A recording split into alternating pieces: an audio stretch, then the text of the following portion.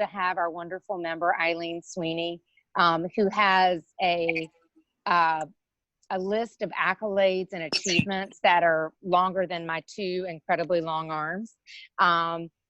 Most recently, she has formed an organization called the Humankind Partnership in 2016, and she's lending her over 30 years of extensive corporate and nonprofit experience to benefit many organizations throughout our nation and in our community, both as a professional and as a volunteer.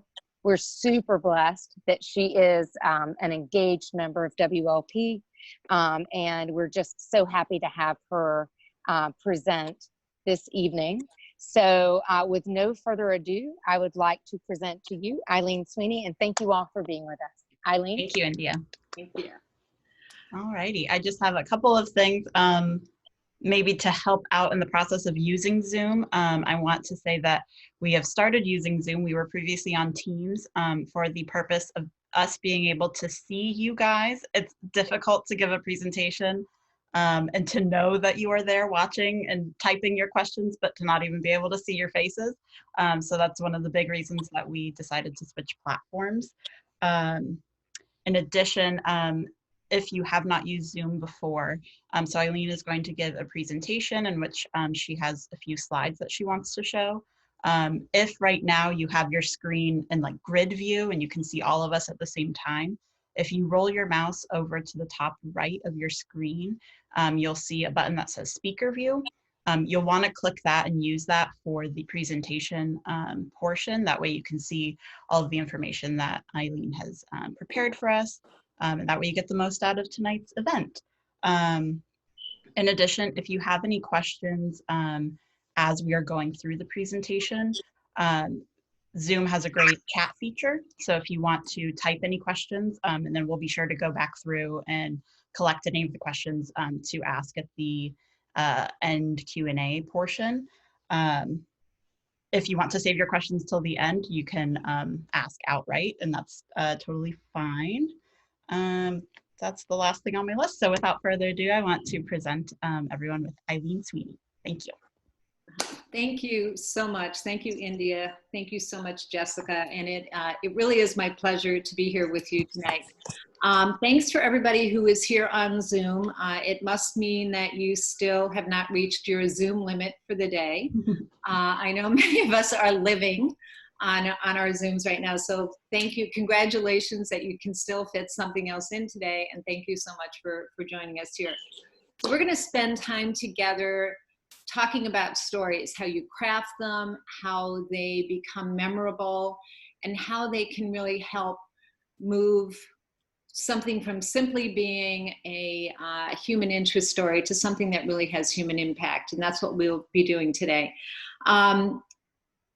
It's really important thinking about storytelling for impact. And I think especially today, because for all of us, like, pandemic is no longer a Netflix movie. I mean, we are living it.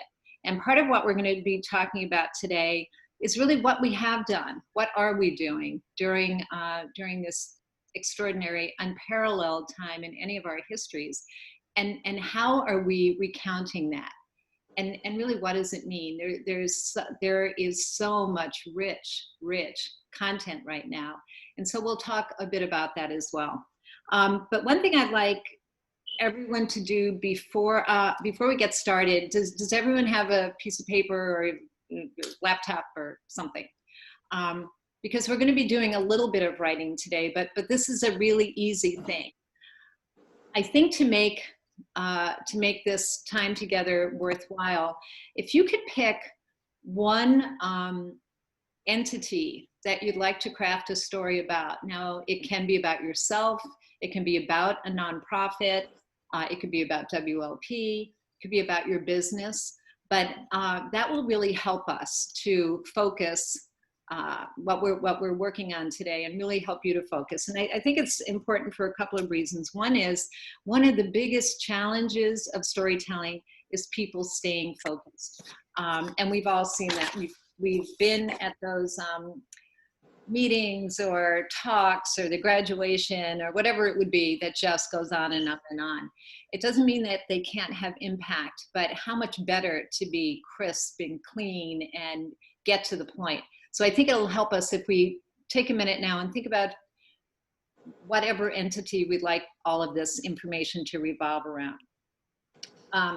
So I want to tell you a little bit more about myself as part of storytelling. So as India said, I have started my company, but prior to that, I was at the Tampa Bay Buccaneers. Show of hands, any Bucs fans here? Anybody a Bucs fan? Okay, good. And this is completely off topic, but I just saw, oh, excuse me, that the schedule is coming out. And the first game of the 2020 season is going to be on Thursday night, and it'll be the Saints against the Bucs in New Orleans. So that should be pretty fabulous to see Drew Brees and now our beloved Tom Brady. So that'll be kind of interesting. So anyway, I just saw that. Pretty exciting for a Thursday night game. Pardon me. So I was with the Bucs for 4 seasons. That's what we called it. That's what we called in the NFL. And I was the director of community relations and fan engagement. I need to have a quick little drink, excuse me. You are allowed to drink alcohol if that. And Eileen has kept herself hermetically sealed, so she is not coughing Corona. The last time I saw her was in mid-March, and she would not even hug me then. I know. I'm getting used to that now. Completely. But you should do that. That was super smart. Thank you. Super smart. Been in. But anyway, I was with the Bucs for 4 years prior to that, and I was responsible for fan engagement and for community relations. Prior to that, I was with Motorola, and very, very short amount of time I was with Google. And the Google story is that it's almost like I can't say the word, is that it's so much better to be the acquirer than the acquired. And so I was with Google for about 1 year when they purchased the part of Motorola that I was with. Prior to that, I was with United Airlines for many years. And in each of those roles, I was responsible for community relations, corporate social responsibility, and foundation work. And the reason I bring that up is it really was the foundation, or what got me motivated to start our company, Humankind Partnership, because for all of those entities, an NFL team, you know, Motorola, Google, United Airlines, none of them did as good of a job as telling the really great stories of what they did in the community as they could have, I felt. And it all made sense. You know, they had other priorities and other messages they wanted to get out. So that's really what our company does. We tell untold and undertold stories for companies, for nonprofits, for individuals about the good things that they're doing in the community. So we're just starting our 4th year. We're thrilled about that. Grateful for all the clients we have, many of whom have stayed with us even during this time. So really happy about that, but that's really what started it. And then about our name. So I used to live on old Tampa Bay, like literally right on the water, right down from the Green Iguana. And I would paddleboard pretty much every day. And as I was thinking about our company, I thought, what is a good name for this company? And my partners, by the way, are in Brooklyn and in Chicago as well.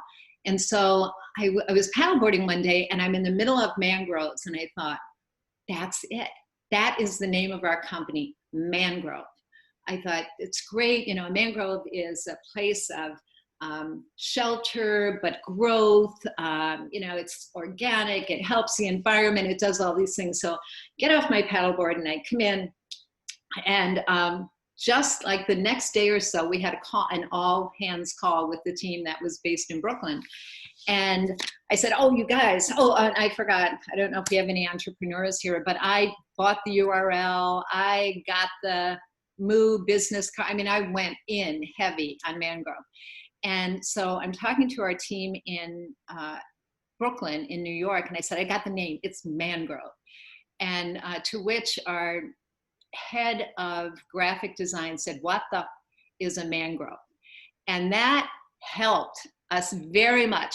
I bring that up for a couple of reasons. I bring that up because as sort of a new business owner at that point and thinking about the story that we were going to be telling, Mangrove didn't do it. And so that was one part of it. It was not a good choice. But then the second was I had to learn how to listen to somebody else. I had been the boss for so long, and I really reflected back on maybe some really bad ideas I might have had over the years that people just sort of went along with. So really grateful for that learning moment, and really grateful for the name that the team came up with, which is Humankind Partnership. So just a little story there, and we'll come back to it. But I bring that up today because all of those kinds of stories are the things that all of us can sort of think about. Whether we're thinking about a nonprofit, whether we're thinking about our own personal stories or our business stories, what are those things that make sense? What are those things that don't stand in the way of somebody understanding either your mission or your offering or your your services? And so that's something we'll come back to. So normally if we were together, I would have everybody turn to somebody and like interview them and just ask you to introduce yourself to the other person for like a minute. But we kind of can't do that right now. However, what we could do is, and we're not even going to make it a minute, we're going to make it 45 seconds. Take that, maybe take the piece of paper you have and flip it over, turn it, do a line down the middle or something like that. Just write, in 45 seconds, write something about yourself. Maybe the start of your story. And we're really 45 seconds, and I'm kind of watching. So, and I don't want to be rude, but.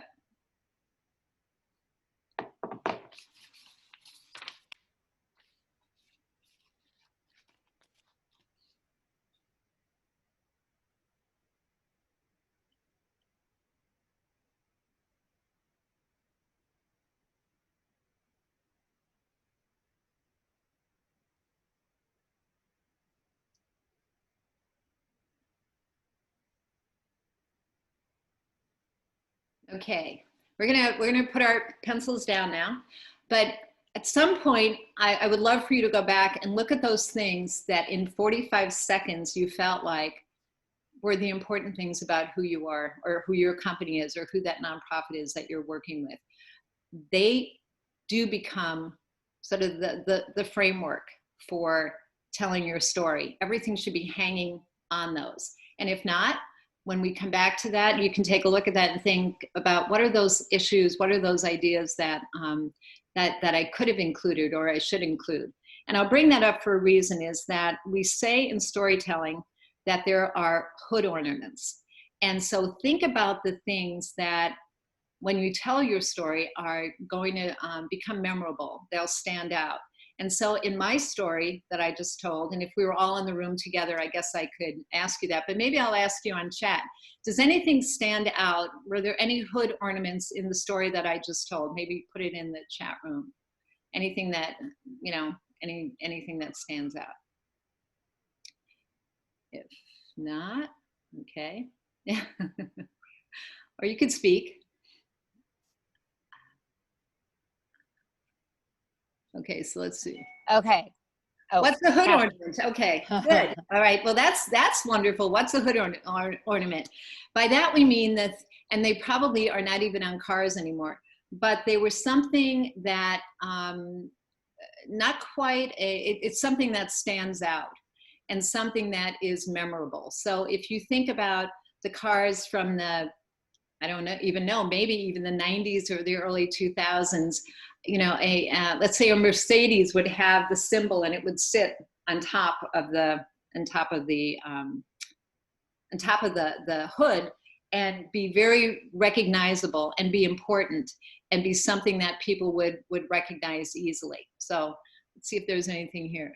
Okay, somebody said got it. Okay, all right, good, glad about that. But anybody else have an idea about anything stands out or memorable of anything in when I talked about my personal story?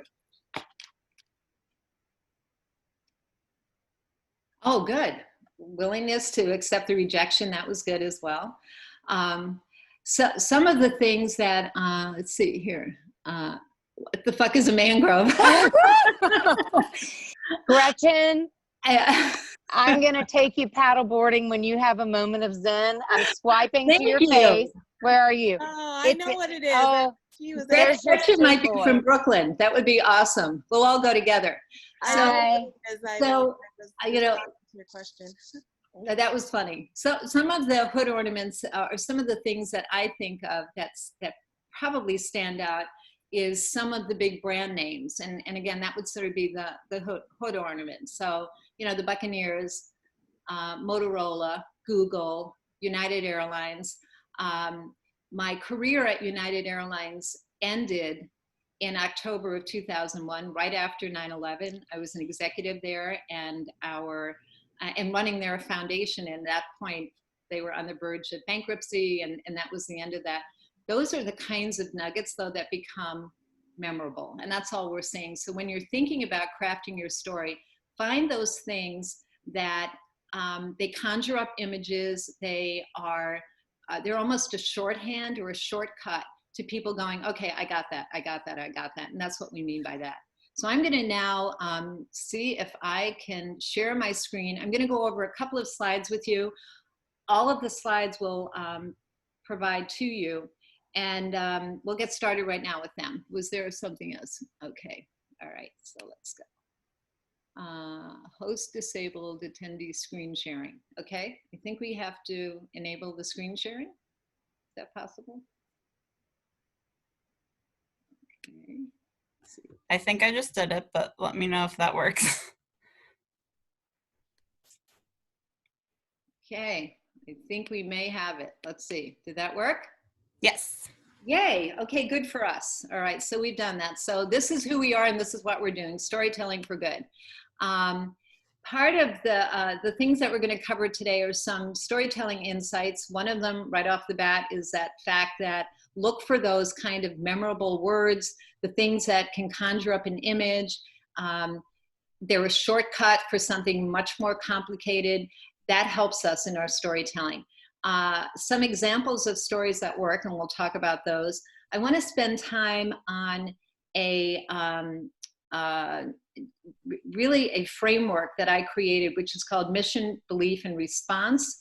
And we'll get to that in just a minute. But it's really a way for us to craft stories that can have impact, especially when we're talking about working with nonprofits, or mostly working with nonprofits, but it also works in the corporate world as well. And then the last part of it is going to be sharing a roadmap to building stories for impact. So those are the things we're going to cover here. I'm going to tell a couple of quick stories right now. But before that, we'll look at one more thing here. So the reason, our goal is always to have powerful stories. And the thing is that they're memorable. They can illustrate and illuminate difficult concepts. And think about how often that happens. Someone says, they tell you the first set of information and then they say something like, well, it's sort of like, so that they're helping you find maybe a correlation that's easier for you to understand. But a good story breaks through all of that kind of maybe something that's complicated. They can also, they get repeated, they get remembered, they get retold. And I think of that especially with WLP. I think of the events that have been hosted and that I've attended there. They tend not to just end there. And maybe it's the same for all of us. You go and you tell people about that. Maybe you put it on social media, but you really are taking in something that happened and you're sharing it with people who weren't there. Think about that. Think about when we are in that position of being the eyewitness for something, and how we can be the storyteller and the translator often for something that others might not have been there for. They get retold often. And they also build evangelists among your supporters in your community. And again, I think this goes back to the nonprofit world. You want everybody in your organization, or everyone who volunteers for you or is part of your organization, to know your story so well that they can tell it themselves, but that they can also tell it in terms of themselves. So that's some of the goals that we'd be looking for, especially around nonprofits. So I'm going to tell a couple of stories right now, and they're going to be quick. But one just today, I just saw this happen today. I saw something, and maybe others of you saw it. There's a little girl, she's 8 years old, she's on the West Coast, and she has been feeding crows for 4 years. Did anybody see that story? Mm-hmm. And for 4 years, the crows have been bringing her little gifts. So she has cataloged them. And you see it's like buttons and shiny objects. One was like a little heart. It almost looked like a Tiffany heart. And all of these little treasures that it seems like the birds have brought back to sort of thank her for feeding them. Okay, just saw that today, but I thought, okay, I want to know more. How did that happen? Who is it? Is it okay to feed a crow? Like all those things sort of came into me. So anyway, that was a story I thought about today. I will follow up and find out more about all that. But I thought it was, in a time of coronavirus, something kind of nice, something about nature and people. And you saw this little girl outside, and you saw like a level of kindness. And then you saw this response. I just thought that was sort of interesting. So that's one story. Another story is that happened to me. After Irma, and most of us must have been here for Irma, and that must seem like a long time ago, but after Irma, we were evacuated, and we happened to be in Texas. My husband's from Texas. And we kept trying to get home, if everybody remembers that whole thing. And we couldn't get back till the middle of the next week. But when we flew back on Delta. And I said something to the flight attendant when I got on the plane. I said, "Oh my gosh, what's this been like for you?" They were based here. And she said, "Well, actually, Delta has done a great job. That Saturday, if you remember, it was supposed to hit on Sunday. That Saturday, Delta flew jets down to Tampa to pick up employees and their families and basically get them out of here. Take them to Atlanta, and they could have gone anywhere in the country." And I thought, okay, that's never going to make it into a Delta ad, I don't think. But it is pretty impressive, pretty amazing, and memorable. And did it change my idea about Delta? It really did. And, made me also look at all the times that I have seen one of their core values appears to be about being kind and Southern hospitality and those kinds of things. And I thought that was sort of an interesting story to hear, and I love getting to tell that. So 4 years later, I've told that about Delta. I'm not a frequent flyer on them. I fly on United. We're million milers on United. But that did something for me to have that first person and have her tell me that story at a very emotional time that I had sort of shared with her. Another story that just that was told to me recently, and there's a point to all of this. Think of the stories that are coming at you all the time. Think of the good news stories that you're collecting.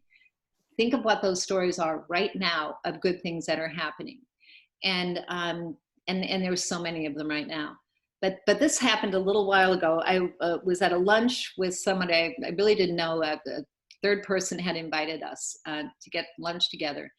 And she heads up a nonprofit, Champions for Children. Maybe some of you know it and know her. And just casually, she said, "Yeah, I was at this fundraiser, and Kathy Castor, our congressperson, was there.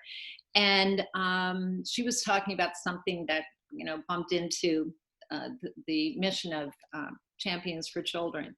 And afterwards, this woman went up to Kathy and said, I'd really like to talk to you more about that," expecting that, there'd be a handoff to an assistant or something like that.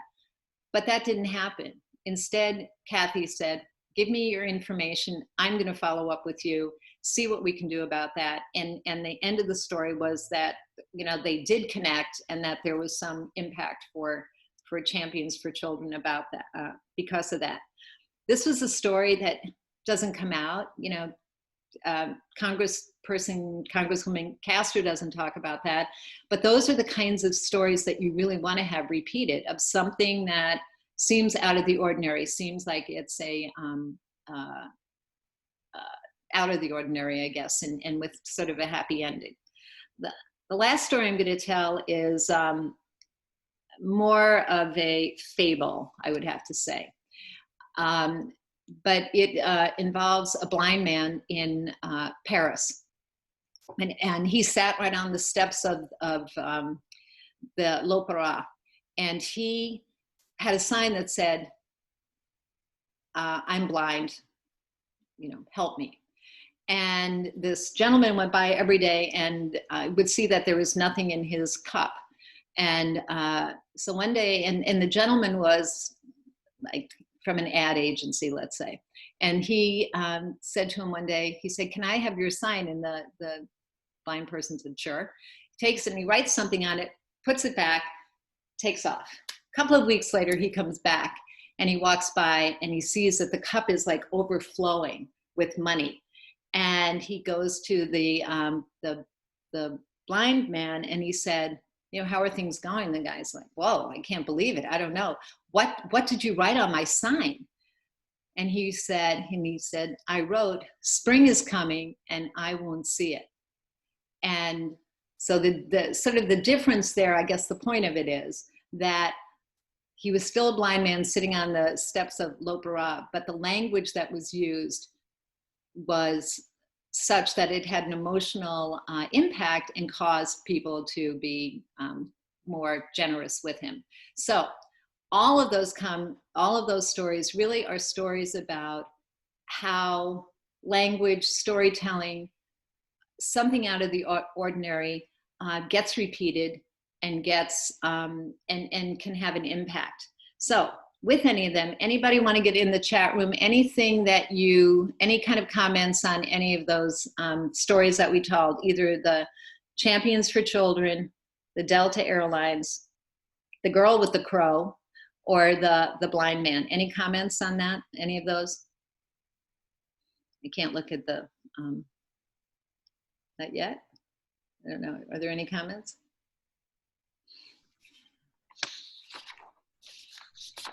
I can't see the chat room, so. Doreen just says that you are a great storyteller. Kathy says all great stories. Oh, good. Okay. There is an emotional pull, and that's really what we're looking for. Each of them was very short, and that's the other thing. So you can have impact. They don't have to be lengthy. We've all seen the people who don't know how to start a story, don't know how to end it.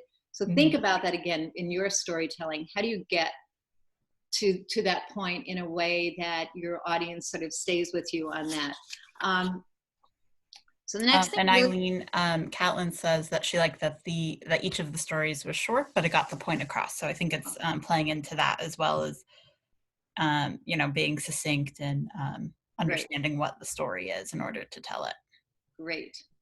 Okay, thank you. So here's the next thing that we're going to do. And this goes back to when you thought about, you wrote at the top of the page what you wanted to focus on with your storytelling. And so a question that we pose, and I'm so fortunate we get to work with nonprofits, small business, startups, individuals around the country. And we always come to them with this as they start to craft their story, or they think about their story for impact. We say, what is your mission? So maybe by a show of hands, how many of you would know the mission of whatever you wrote on your piece of paper? Do you know your mission? If you put your hand up, if you kind of know. Oh, good. Penny, what is yours? What can she speak? She can unmute herself. Penny, if you want. I unmuted myself. So I picked my company, my business, Links Financial. And so we advise business owners, real estate investors, real estate developers on how to sell their businesses, raise capital, or restructure their businesses. So that's our mission. Oh, good. So you know your mission. That's great. What's the company again? What's the name? Links Financial, Links, Links Financial. It's my business. Okay, Links Financial. Okay, so we're going to remember that. Okay. Anybody else? Can they say the mission of the organization? And you can unmute yourself and speak if you'd like. If you know it, like off the top of your head. Gretchen, I don't want to put you on the spot, but if you're willing, I would love for you to workshop your school and your vision when you finish your PhD, what you want to create with your school. And if you're not willing, no worries, stay muted. What does that mean? You mean like, because we don't have the mission. We're working on the mission and the vision right now, the vision and the mission right now.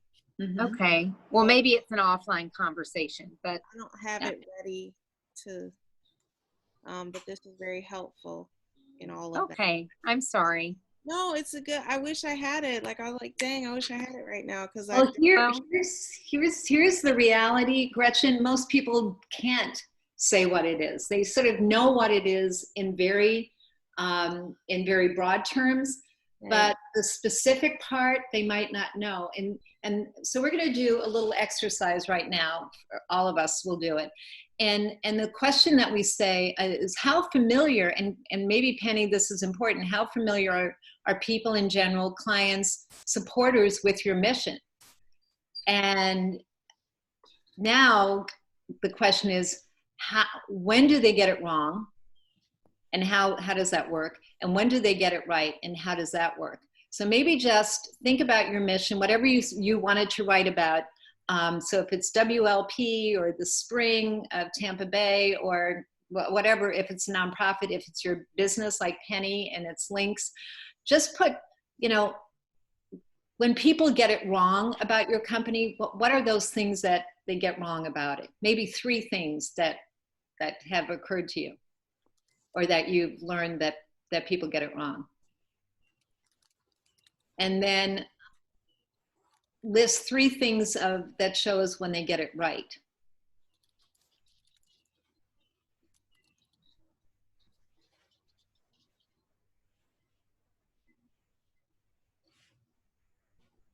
And we're just going to take, because I'm like ridiculously fast on everything, we're just going to take a short amount of time on that.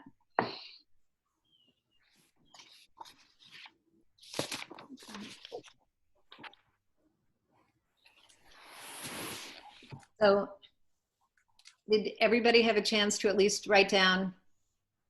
And if you had nothing to write, that everybody gets it right all the time, hooray, awesome.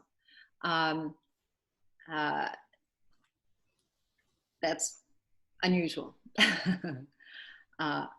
So we write three ways that they get it wrong and 3 ways that they get it right. Does anybody want to share how when they get it wrong, what they think you are that you're not? Does anybody have an example of that? You can unmute yourselves. So if you want me to continue, people don't know, this is Penny speaking, people don't know that I help people sell businesses. They're always like so surprised when they hear that, when they find that out. Or they'll say, I didn't know I could have asked you for help. Right, right. Mm-hmm. Did you have a third one? That they thought that I only worked on companies that needed to be restructured. They didn't know that we worked with companies that were growing or, helping, those sorts of things. Right. So so that's when they get it wrong. When they get it right, what do they get right? So what's been neat is people have said, I help them buy the business and they come back because they want me to now sell it. Oh, that's great. So they really get it. Yeah. They really get it. Yeah, they really get it. Mm-hmm. Anybody else have that experience where people think they know what you do and they get it like completely wrong? Anybody have an example of that they want to share? I don't want to boot in since we're the facilitators, but I would say with WLP, people think that you have to be extraordinarily wealthy to participate. Okay. Right. And I think we've done a great job of dispelling that as part of our mission over the years. People think you need to be an alumna of the institution to participate. And people think that you have to be a woman. to help women as members of WLP. Those are great examples of, especially an entity that has as great of a name as WLP does, you know, Women in Leadership and Philanthropy, that's pretty clear. But even in those cases, we're going to find that people think they know what you're about. And that sometimes is the biggest roadblock to being able to really be successful with them. And that's what we're saying. Sometimes it's fact versus fiction in our business or in our, or for our nonprofit work, or, you know, even in who we are as individual. And back to Gretchen, who doesn't have her mission yet, that's a great place to be because you're creating it right now. And many people say that that mission is something that has to be revisited anyway. You have to go back and say, does that fit in 2025? Does it fit in 2021 after what we've been through in 2020? So in a way, you have a benefit of being somewhat fluid right now in figuring all that out. At some point, you know what the goal is, but getting that mission there, you know, is important. For this exercise, whatever your mission is, it doesn't change. It's constant. Whether you can remember it or not, whether it's carved in stone or not, it's there. The thing that we're talking about when we're talking about either donors or funders or potential clients, family members maybe, is the variable is what people believe about what you do for a living, what they believe your mission is. If they believe your mission in your school, Gretchen, is everybody will come out as a, you know, a scientist or something like that. That may have nothing to do with what you really are about, but that's set with them. So it starts to lead us to where the work is that we have to do in our storytelling is we move to get to talk about people's beliefs. And that's why when we build our stories, we really want to know what they think they know about it, what we know about it, and sort of fill that space in between to unpack any false notions or incorrect assumptions, and to build in the kinds of things that we really are, the service we provide, you know, who we are as an entity. And so this mission, belief, and response, if there's one thing tonight for us to think about, sort of take this one home with you. Think about a mission that probably doesn't change, but think about where you may run into issues with getting your story across and to your clients, supporters, and others is a lot of times what they believe you do, whether you do it or not. And I know earlier when Indy and I were planning this, we were talking about nonprofits that have great names. American Cancer Society, you kind of get what they do, but do you really know all that they do? They probably do so many more things than people are aware of. You know, one example that we give a lot of times is Save the Whales. Now you have to be of a certain age to even be aware of them, but you know, they sound like this big nonprofit. They're not. They're a small nonprofit in California, but they have a big name that's pretty clear about what they do. Their mission is to save the whales. And so that clarity of their name sort of helps people understand what they do, and they don't have a big step between what they actually do and what people believe they do. They're one of the lucky ones. Most of the time, we don't have that. We have to fill in that blanks with our stories. So those are some things that, you know, for us to think about. So when we are thinking about those things, though, we are going to think, when you're doing your storytelling for good, go back and start to think about who the key stakeholders are, what they believe about your company, and what your opportunity is to influence them. And you can literally synchronize somebody's brain by using emotionally laden words, by using, you know, colorful descriptors, sometimes by bringing in a quote or something that is from someone who's held in high esteem. And again, if you're in the university setting, sometimes, you know, being able to say the provost did something or the dean said something can help to sort of get that story become memorable and be something that is, really valuable for getting your story out. The next thing that I just wanted to share with us is really, as we think about our stories, how you engage other people and how you have your story become unique. So we're cluttered right now. There's so much going on. How is your story unique? And I guess what I'd like to do now is maybe I'm going to stop sharing and just do a little talking here. When we think about what is happening right now, this global pandemic, and that all of us on this call right now, we're all in it. We are all part of it. We have shared experience like never before with every other person in the world, virtually. Not virtually, actually. And so what of that? What of this moment in time, what does that have to do with the stories that you're writing about yourselves, your companies, and nonprofits as well? One of the things we've seen with our clients is that who you were as an individual, as a company, as a nonprofit, when this whole thing started, is not who you are right now, and is likely not who you are when this is over. Something significant has changed. Something possibly fundamental has changed. And so when we think about writing those stories about ourselves, about our companies, and about our nonprofit partners where we volunteer or support them, that now needs to be part of the story. Everyone's story is being rewritten. And all of us are have that opportunity to include in our story those examples of where we were. What did we do? How did we do it? Who did we do it for?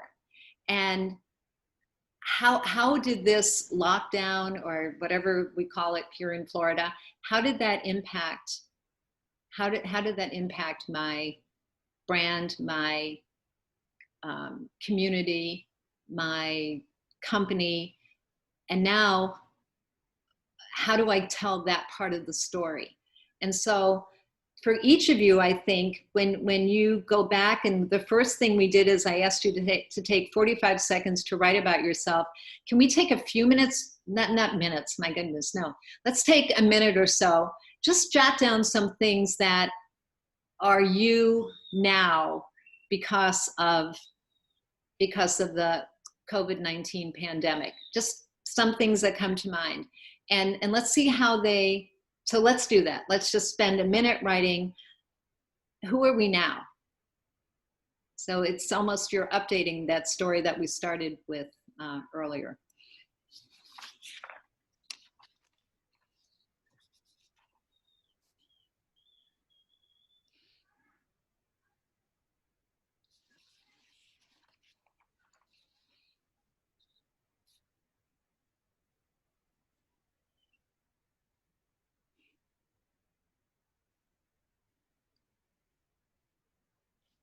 Okay, we have about 30 more seconds.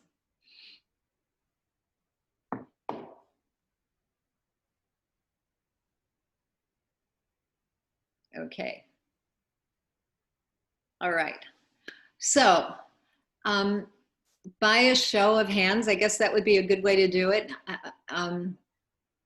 Is there something new that you're adding to your story as a result of this last 2 months? Do you feel like there is? Would you want to share? And that's Moira.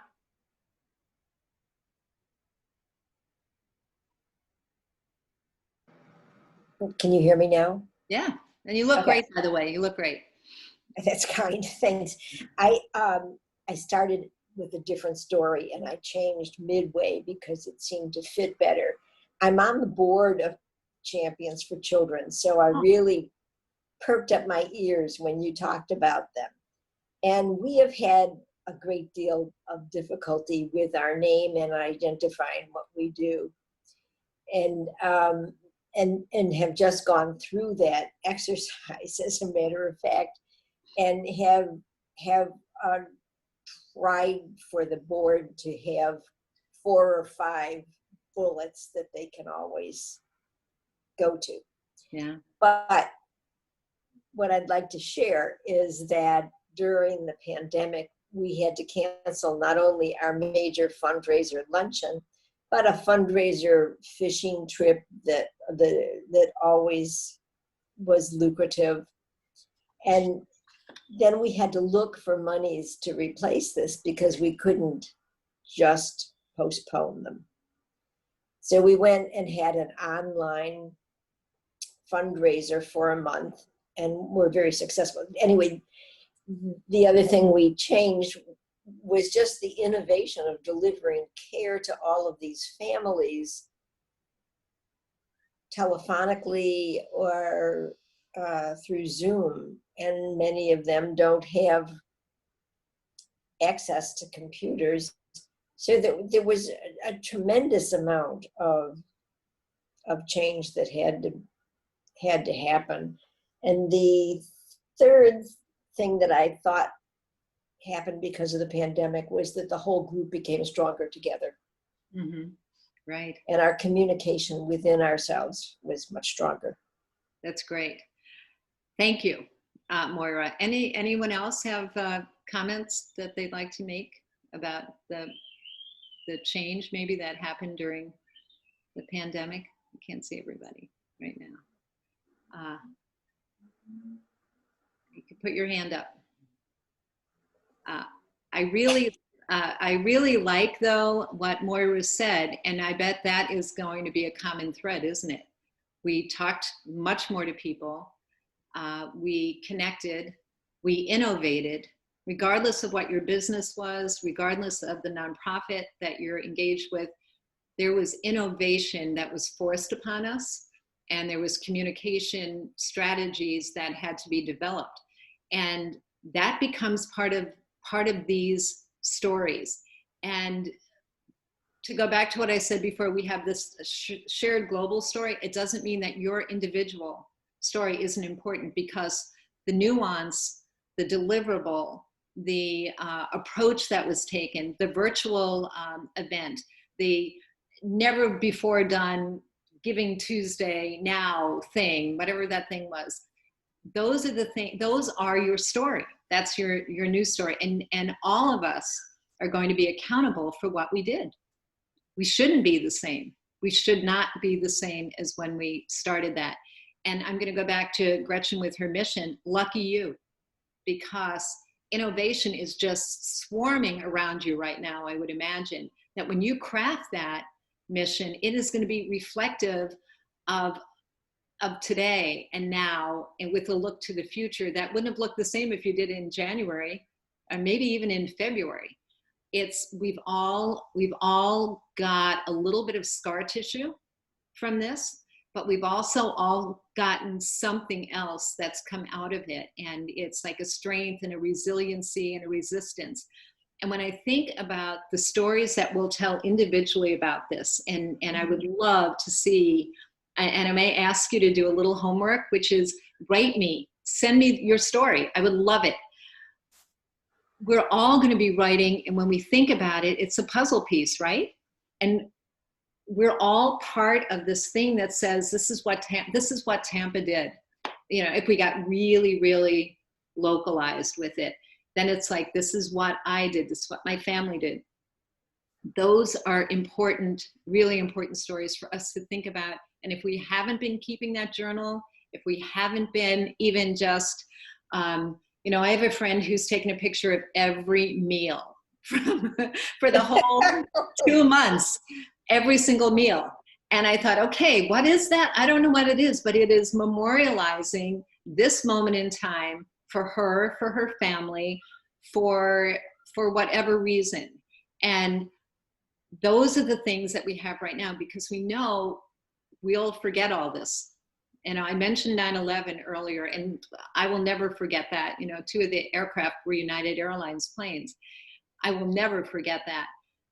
But it fades in your memory at some point. And right now, what we're going through is vivid. Capture that. Capture it for yourselves, for your colleagues at work, your employees. Capture it for your great-grandchildren. But tell that story. Tell that story that whatever that is that happened to you during this time. And I know there's things here Okay, so India said the Bay Area has been amazing. Oh, there's all these wonderful things here, but we still have WTF as a mangrove. I think I'm going to get the T-shirt for that. That's a pretty good. And I think that that would be the thing that I would want you to sort of think about here. You have the story. You already have it. Think about how you tell it. That moves your agenda forward, moves your company forward, moves your nonprofit forward, because you've told it in a way that is memorable, repeatable. Somebody else can tell it. All of you can talk about Delta Airlines right now. I need to get back to you about the girl who fed the crow. I just read it, and they had the images, and I just loved it. But I need to know more. And I guess that's the other thing. Maybe the last thing that I'll say here is that, and I have a slide, but I won't bother doing that, but you will get the deck. All of these stories we're writing, they don't mean anything. They mean nothing unless they prompt questions. So think about that for a minute. So I'm gonna go back to Penny. She writes her story and she gives enough. It's like you throw out the line that people start saying, well, tell me more. How does that work? When can I hire you? What else do you do? And storytelling depends on questions. And that's why, this format was a little tough, because we should be asking questions, a lot. And I know the chat room had a bunch of them there. But have your stories lead to questions for somebody to say, tell me more. And this is a really important point in storytelling, and that is you don't have to tell them everything.